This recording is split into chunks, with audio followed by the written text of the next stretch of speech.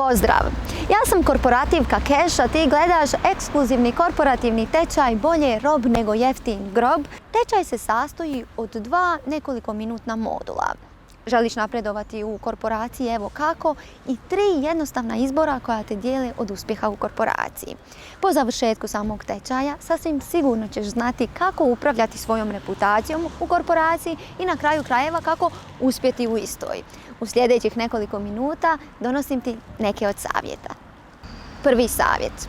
Kimaj glavom. Ako misliš da se od tebe traži da razmišljaš vlastitom glavom, imamo ozbiljan problem. Slobodno ti razmišljaj svojom glavom u slobodno vrijeme, ali u korporaciji to X prekriži. Gledaj, u korporaciji se opasno igraš s vatrom ako odlučiš oponirati nadređenima, naročito pred drugima. Slušaj me sad dobro. Imati argumentirano mišljenje koje se kosi sa članovima uprave siguran je put u propast. Drugo, uvlači se u guzicu. Podilazi, laskaj, pogoduj, glumataj i smješkaj se rukovoditelju. Redovno odlazi na sve preseratorsko beskarakterne korporativne evente. Na taj način pokazuješ da želiš napredovati u firmi i da si timski igrač. Treće, dopusti da te se tretira ko stoku. Ukoliko želiš napredovati u korporaciji, radi besplatno. Koliko prekovremenih skupiš, toliko vrijediš. Šalji mailove u 3 ujutro da se vidi da non stop radiš. I naravno, što je moguće više ljudi stavi u CC.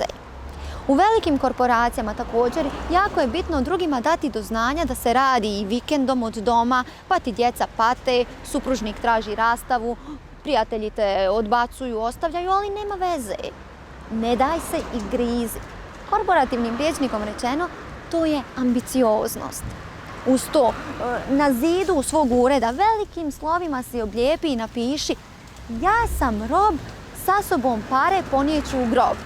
Da imaš za motivaciju kad dođeš u iskušenje da odmoriš. Čestitam! Došli smo do kraja prvog modula ovog ekskluzivnog korporativnog tečaja.